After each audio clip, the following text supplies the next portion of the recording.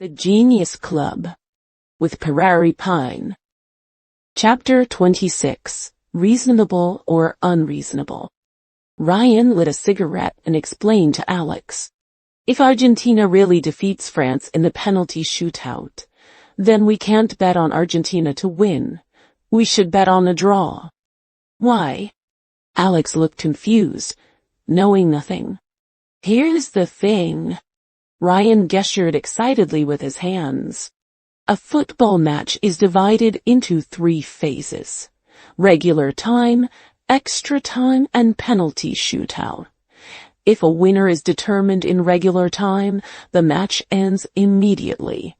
If the regular time ends in a draw, meaning the scores are equal, then it goes to extra time to decide the winner.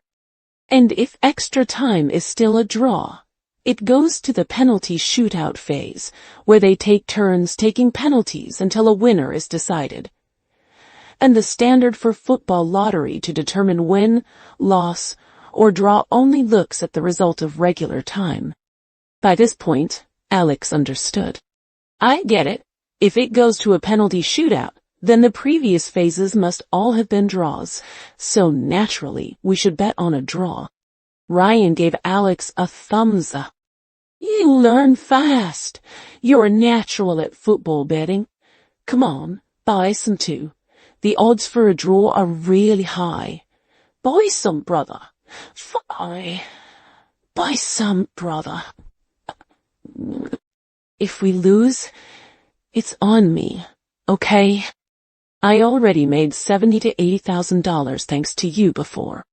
If we win this time, it's all yours. If we lose, I'll cover it. No, man. I know. Ryan dragged Alex into the shop. In the end, under Ryan's constant pestering, Alex bought $30,000 worth of football lottery tickets, betting on a draw between Argentina and France. Alex didn't like gambling at all and didn't want to buy so much. But Ryan was caught up in the excitement and forced the issue. Heist snatched Alex's phone and directly used face recognition to pay. Ryan went all in with $60,000, and Alex was forced to spend $30,000. The odds for a draw were 3.7.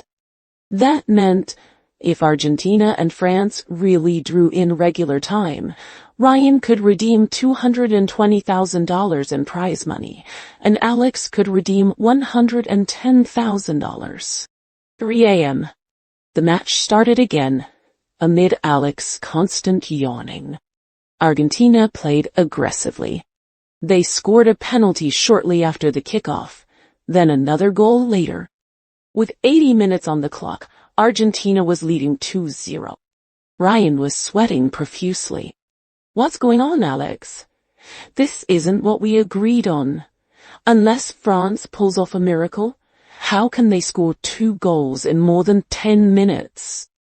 However, as soon as Ryan finished speaking, Kylian Mbappé, France's star player, scored a goal directly.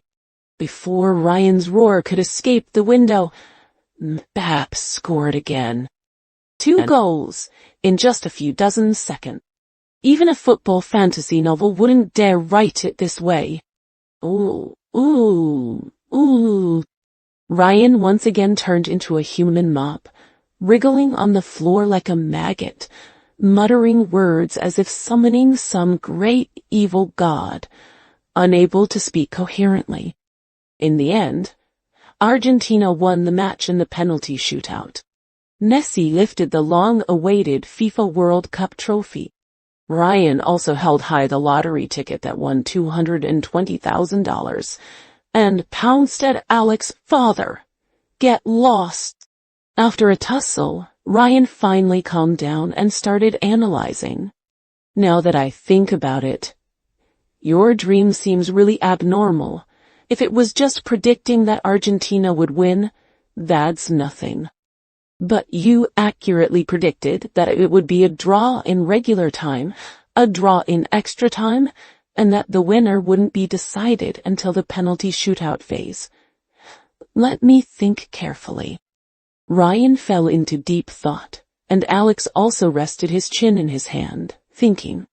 Currently, if we make a rough judgment, it's basically confirmed that his dream is the real future world 600 years later. But he always felt that there was a lack of conclusive evidence. Just relying on accurately predicting the results of football matches to conclude that the dream is the real future world is actually not logically rigorous. When they were buying lottery tickets just now, many cheerful fellow bettors in the lottery shop said they had made a fortune gambling on football this year, having won several games in a row. An old man even had 7 consecutive wins and was planning to buy a Havel in full. There are only 3 possible outcomes for a football lottery: win, loss, or draw. Even guessing blindly has a chance of being correct several times in a row. Line. This is not ironclad proof that the dream is the real future world. Actually, Alex, I still can't believe your dream is real. In the end, Ryan looked up and said seriously, even though you've accurately predicted 3 matches in a row, there are just too many unreasonable phenomena in your dream. To be honest, it's hard for me to imagine that it's a real world. I remember you said that the time in your dream never moves forward. It's always fixed on the same day. Alex nodded. Every time I dream, it's the exact same loop. People who died yesterday are still standing in the same place today. Friends who played well with me yesterday have forgotten everything today. Leaves always fall in the same spot, without the slightest deviation. It's like I'm watching a repeated movie every day. Actually, there are many unexplainable things about this dream. For example, the level of technological development in the dream is almost no different from the current 2022. How do you explain that? Do you believe that life 600 years in the future will be the same as it is now? Ryan was also having a headache at this moment, scratching his head frantically. Stop! Ryan signaled Alex to be quiet. Then he ran into Alex's bedroom and took out white paper and a black pen. It's too messy. All right, let's sort out our thoughts. Then we can determine what's going on with your dream. How to sort them out? Alex reached out and asked. Ryan handed Alex a piece of paper and a pen, gesturing for him to sit down. Like you said, dreams are different from reality. Dreams don't need to be reasonable or orderly, but the real world is different. The real world must be reasonable, orderly, and truly verifiable. So now, let's summarize the unreasonable things in your dream together. List them all one by one.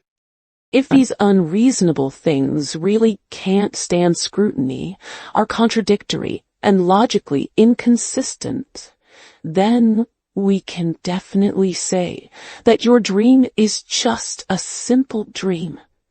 Everything is a coincidence. Alex took the pen and nodded. It was indeed a good idea. This was a form of reverse reasoning. All right. Let's each write our own lists, then we'll compile them and discuss and verify. Alex bowed his head and wrote the title on the white paper, Unreasonable Phenomena in the Dream. After putting pen to paper, Alex wrote fluently as if inspired. He had long felt that there were too many bugs in the dream. But before, he thought that since it was a dream, being unreasonable was actually reasonable. But now, with the change in thinking, if we link the dream world to the real world, those unreasonable places become even more unreasonable.